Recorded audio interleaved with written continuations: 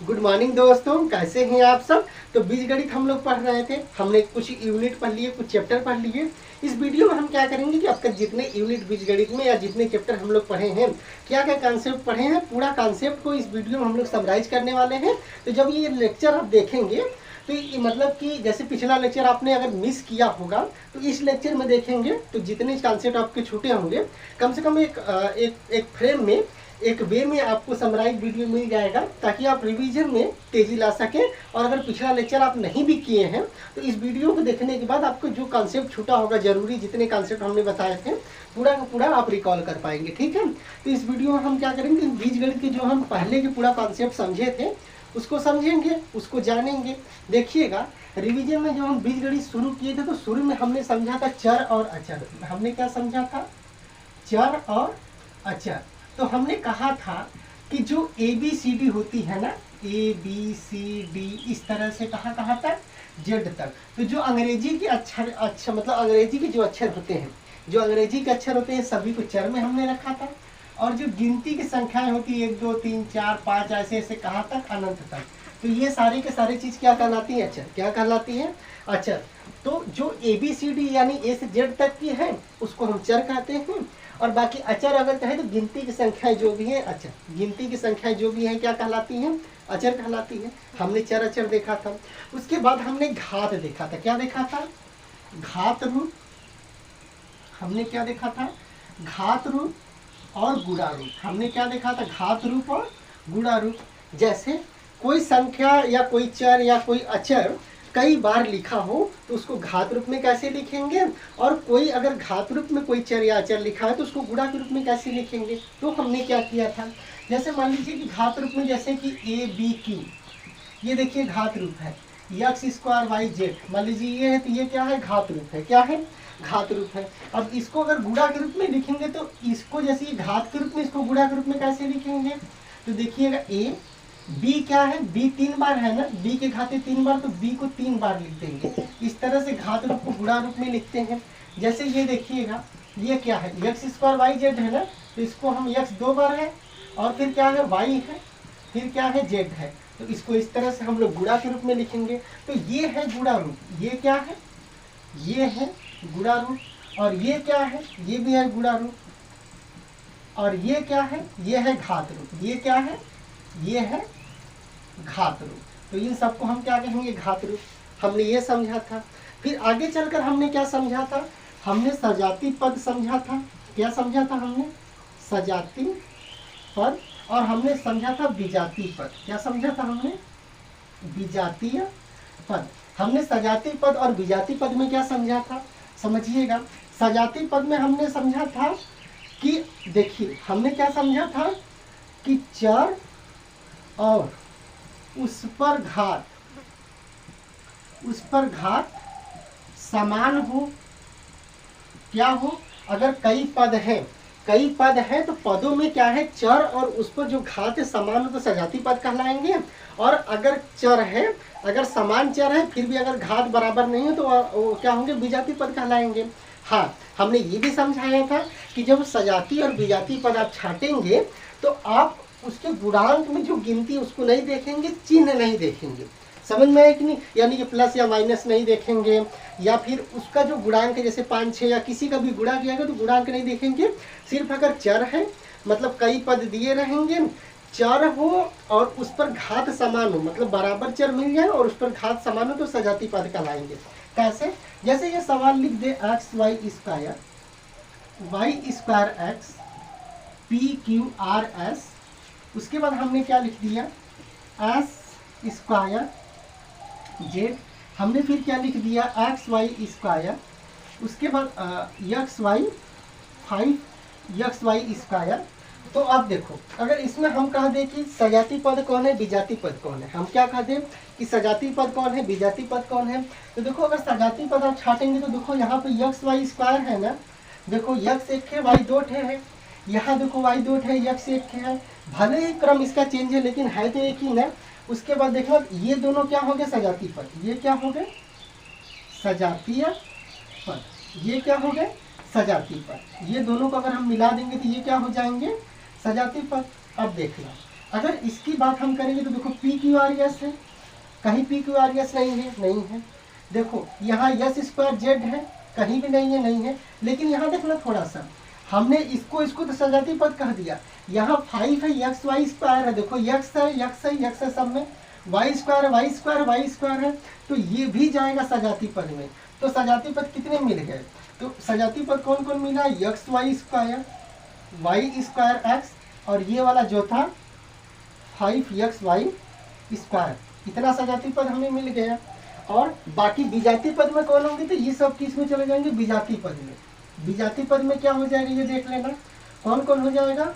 तो P Q R S, और कौन हो जाएगा? एस स्क्वायर जेड, ये हो जाएंगे विजातीय पद में। ये किस में हो जाएंगे? विजातीय पद में। अब समझना, अगर कभी कभी अब क्या हो जाएगा? बीजी, क्या दिया है? बीजी व्यंजक है, तो बीजी व्यंजक में हमें कभी कभी पूछ देगा व्यंजक की डिग्री। क्या पूछ देगा? व्यंजक की डिग्री। और कभी कभी पूछ देगा पदों की डिग्री। क्या पूछ देगा? पदों की डिग्री। क्या पूछ देगा? पदों की डिग्री। तो देखिएगा, अगर कभी कोई व्यंजक लिखा है, जैसे मान लीजिए मैंने लिख दिया 5x square plus Y plus Z, मान लीजिए 3z प्लस 1 नहीं, मान लीजिए प्लस 5। तो हमसे अगर ये पूछ दिया कि बताइए कि इस पद मतलब ये जो बीजी व्यंजक है, ये जो बीजी व्यंजक है, इसमें पूछ दिया कि बताइए व्यंजक की डिग्री और पदों की डिग्री। क्या पूछ दिया? व्यंजक की डिग्री और पदों की डिग्री। तो व्यंजक की डिग्री क्या होगी? इसी व्यंजक में जो सबसे बड़ी घात होती है, वही क्या कहलाती है? व्यंजक की डिग्री। तो अगर हमसे व्यंजक की डिग्री पूछे, किसकी डिग्री?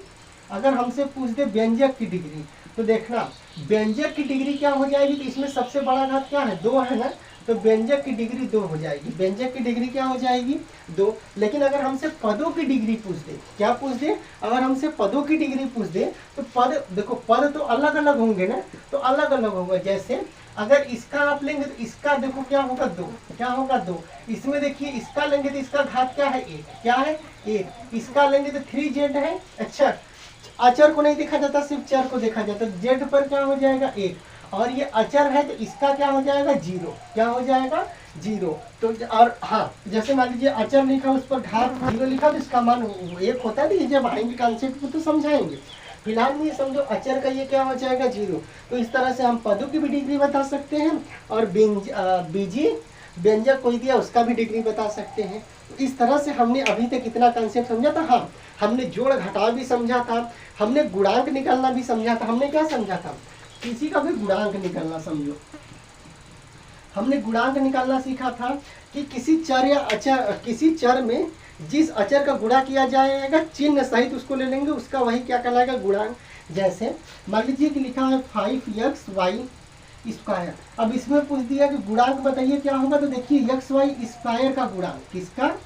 x स्क्वायर y का गुणांक। तो इसका गुणांक क्या हो जाएगा दोस्तों? 5 हो जाएगा। क्या हो जाएगा? 5। और जैसे मान लीजिए अगर -5 लिखा होता है तो एक्स वाई स्क्वायर का गुणांक क्या हो जाता? -5। क्या हो जाता? -5। मान लीजिए -1/5 लिखा होता तो इसका गुणांक क्या हो जाता? -1/5। तो इस तरह से हम क्या करेंगे कि अगर गुणांक कभी पूछ दें तो किसी भी बीजी पद का उसका गुणांक भी बता सकते हैं।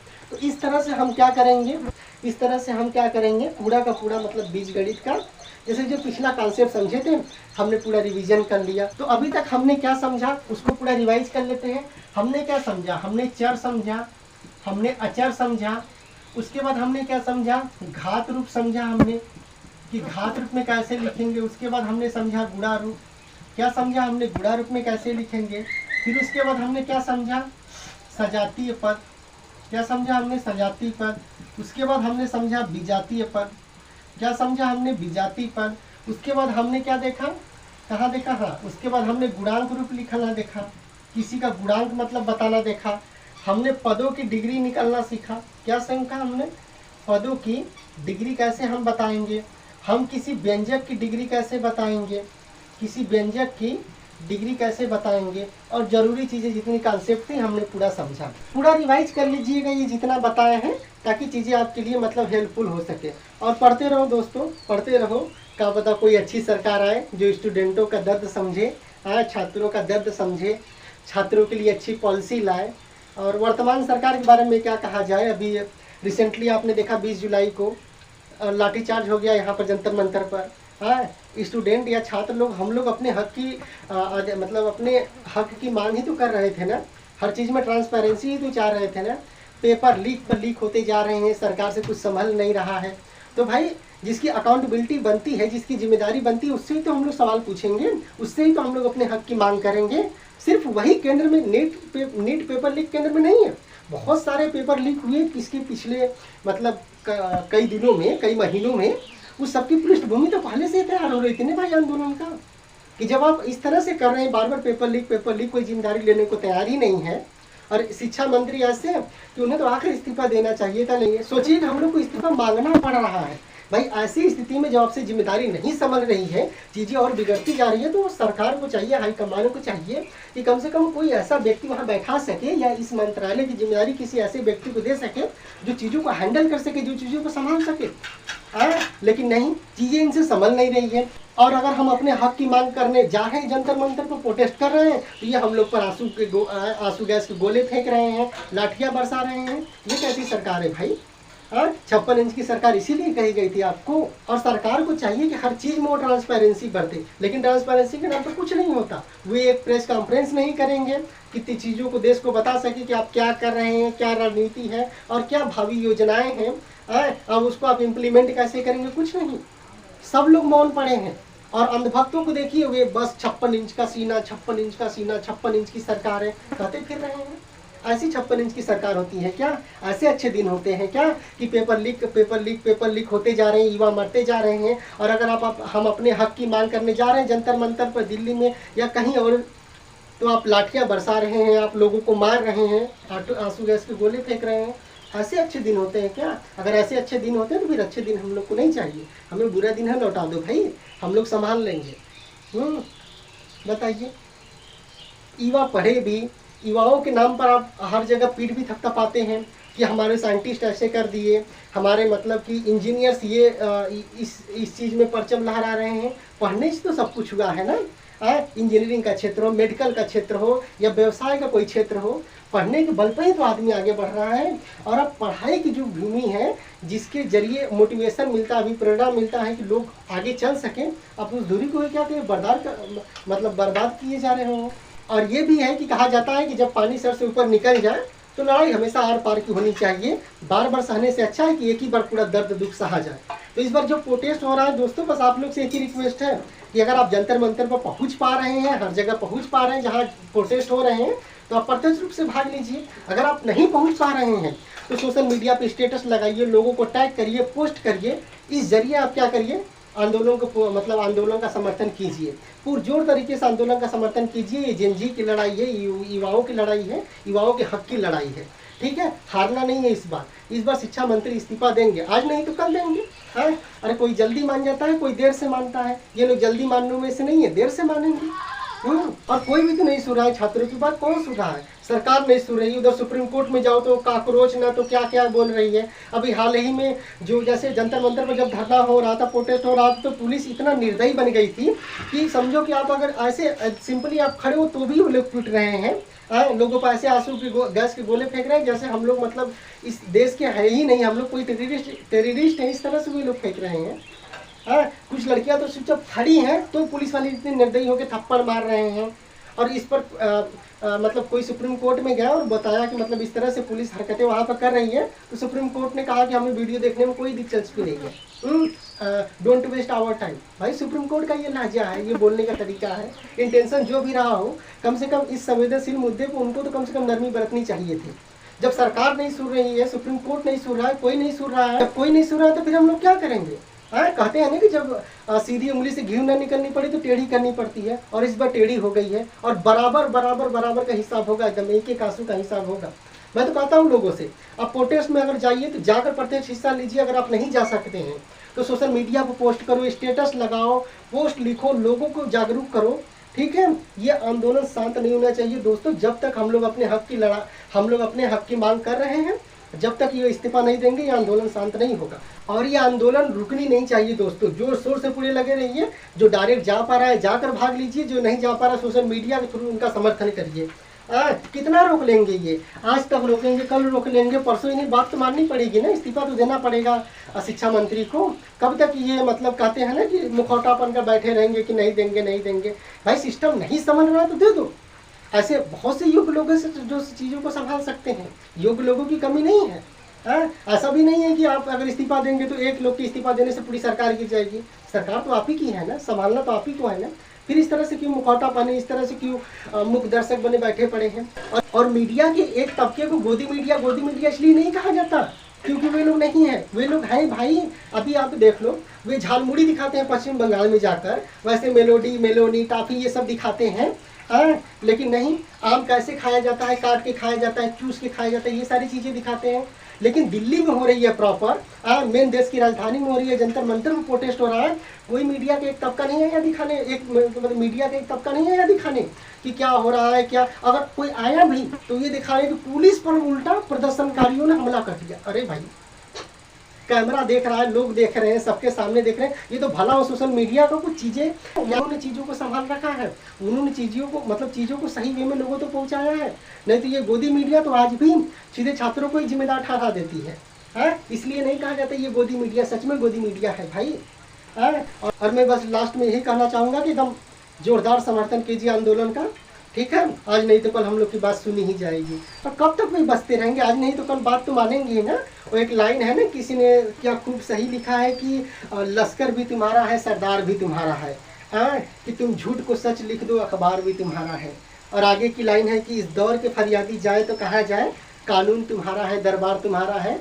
और ये लोग कहते हैं ना 56 इंच का सीना, 56 इंच का सरकार। भाई 56 इंच का कुछ नहीं है, 56 इंच का होता, जिगरा होता तो लोगों की बात सुनते, आप प्रेस कॉन्फ्रेंस करते, चीज़ों में ट्रांसपेरेंसी बरतते। कुछ नहीं है, ये सिर्फ मुखौटा है, दिखाने का है। 56 इंच का, 56 इंच का जिगरा होते तो स्टूडेंटों की बात मानते।